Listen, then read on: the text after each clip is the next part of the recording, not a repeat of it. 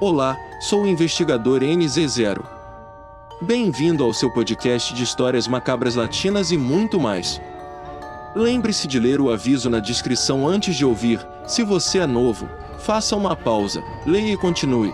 Convido você a nos seguir no YouTube. Obrigado por nos seguir, comentar e curtir, aqui no YouTube. Ouça e visualize o seguinte em sua mente. Compartilhado pelo pseudônimo Perico Horta. Adaptação narrada por Eduardo Linan. Narrual. Abrigados pelas estrelas e à luz de uma fogueira, éramos 5 amigos conversando sobre coisas triviais. O pasto onde fizemos o trabalho estava completamente calmo e só se ouvia o murmúrio do vento e o canto dos grilos. Terminamos o dia em uma das muitas rancherias de Temporal, Veracruz, México. Como era de costume, sempre que terminávamos o trabalho começávamos a conversar e a tocar baraja nessas direções, pois naquela época essas eram as nossas distrações. O relógio bateu meia-noite e estava muito quente. O céu estava limpo e decidimos ir até uma represa próxima e dar um mergulho para nos refrescar. Eu era um homem muito cauteloso, sempre carreguei uma Marlin calibre 22 e era comum que eu a carregasse com balas muito especiais. A crença nas bruxas e narruals era muito marcante nessas comunidades rurais. Meu avô e meu pai sempre viveram de madrugada e estavam preparados para qualquer encontro com qualquer um desses seres. Foi incutido em mim desde criança a ter respeito e estar preparado para qualquer ameaça. Por isso me ensinaram o segredo de como curar armas e balas e assim poder matar os narruals e expulsar as bruxas. Curar munição é muito simples, mas teve que ser feito com atenção especial e com os elementos certos para que funcionasse. Eu tinha o hábito de carregar meu rifle com 3 cartuchos de balas sem curar nenhuma especial e assim por diante até o carregador ficar cheio, para poder matar qualquer ser sobrenatural que aparecesse em nosso caminho. Ele só precisava de uma bala. Meus amigos sempre zombavam de mim por contar as histórias que meu avô contava para meu pai e depois me contava. E sempre que íamos até a represa ou caminhávamos pelas estradas, eles me diziam em tom de zombaria: "Vamos, traga seu rifle, para não pegarmos um narrual." Ignorei seus comentários. Eu já sabia o quanto meus amigos eram zombeteiros, mas naquela noite senti algo especial no ambiente, como um pressentimento. Era de manhã cedo e depois de tomarmos banho na represa, voltamos para uma galera que serviu de abrigo para passar a noite. Dormimos lá. Tínhamos lâmpadas de bateria seca para nos iluminar à noite. Acomodei-me, como os outros, nas camas onde devíamos descansar e começamos a adormecer. De repente ouvi o murmúrio de alguém falando comigo. Eles eram meus companheiros apelidados de o Surfo e o Negro. Aí eu tenho que me levantar e pegar uma luminária e os vejo ao longe, fazendo sinais para mim, me apontando para fora da galeria onde havia uma linha de árvores, e algo que parecia um animal estava parado ao lado deles. Levantei-me para pegar uma luz melhor e ver do que se tratava. A princípio pensei que fosse uma lebre, mas fiquei extremamente desconcertado quando vi um animal de tamanho incomum. Suas orelhas eram enormes, tanto que se arrastavam pelo chão. Fiquei com um pouco de medo e resolvi voltar para a cozinha. Os meus amigos estavam lá, à minha espera, atentos e com a curiosidade estampada no rosto de que aquele animal normaliza. Há algo estranho nele. É algo ruim que quer nos afastar do sono. É melhor deixá-lo seguir seu caminho e ele não nos incomodará. Disse-lhe. E me preparei para ir para a cama. Quando notaram minha reação e com um tom de zombaria me disseram: "Aí está." Não, tantos tiros curados. Com orgulho ferido, com raiva, me levanto e pego meu rifle, pronto para acabar com a vida daquela coisa só para mostrar que não era uma história. Procurei o que estava escondido ali como o bom caçador que eu era. Ele sempre mirava na cabeça dos animais para acabar com eles rapidamente para que não sofressem tanto. Quando vejo isso, ainda estava no mesmo lugar. Miro na cabeça e quando quero dar o tiro ele não sai. Cartucho curto novamente sem invólucro. A espingarda. Por alguma razão, Eu arma que nunca me havia falado a hora no disparaba y cada que cortava cartucho las balas salia intactas y essa coisa seguia aí. Viendo-nos fijamente y como burlando-se de mim y de mis falidos intentos por disparar-lhe com a última bala que tinha em o carregador. Apontei para seu peito. Dessa vez eu percimi fiz a figura da cruz no meu rosto.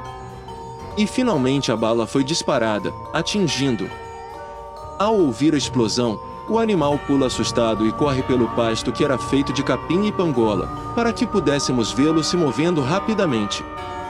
Naquele momento todos saímos em busca disso e ouvimos claramente cascos de cavalos correndo pelo pasto. Vimos que ele entrou em um gostadero onde havia uma linha de árvores, ofegante e quase sem fôlego. Chegamos todos juntos ao local. Estranhamente, para onde ele foi?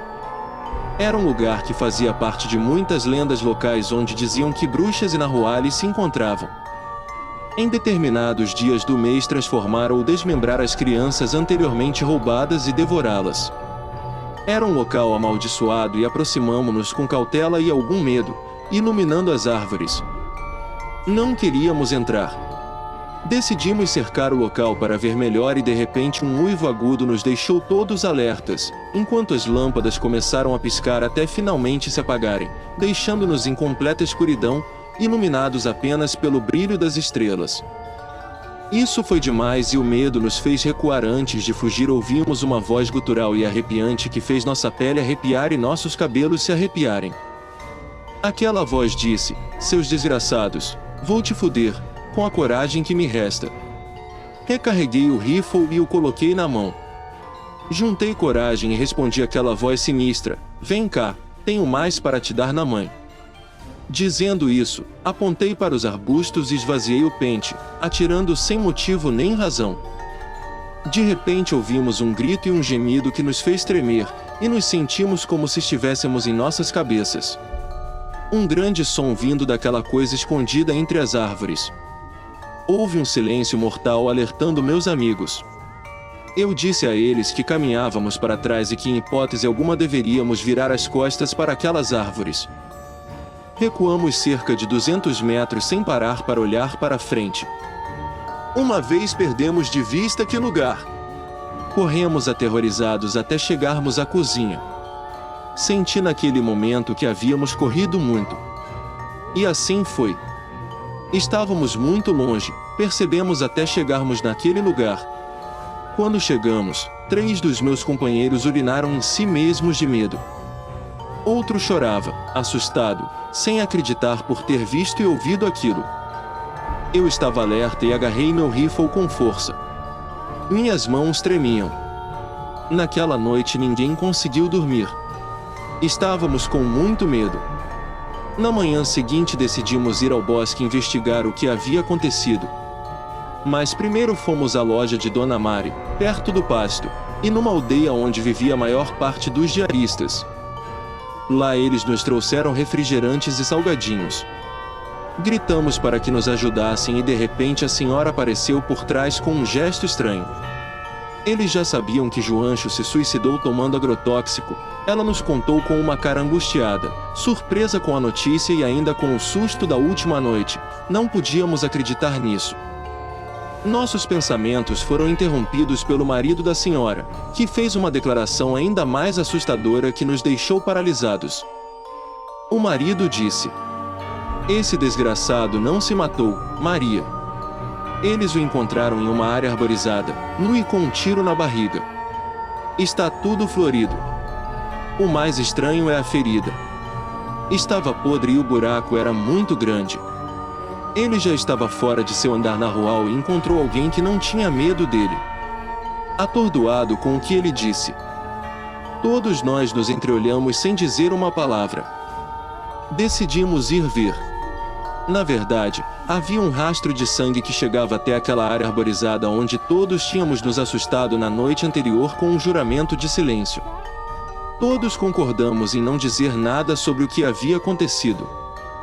Porém, desde aquele dia, vivo atormentado pela culpa e pela incerteza de ter matado algo, que era um animal estranho, porque para mim e para quem estava lá, estava lá.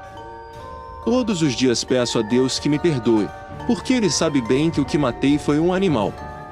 Gostaria que isso não tivesse acontecido e infelizmente chegou a minha vez. Agora posso dizer com certeza que o que matei era na verdade um narrual.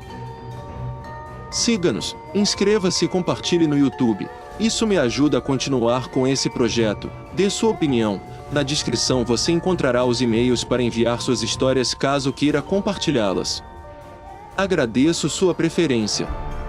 Até o próximo episódio. Histórias macabras latinas e muito mais.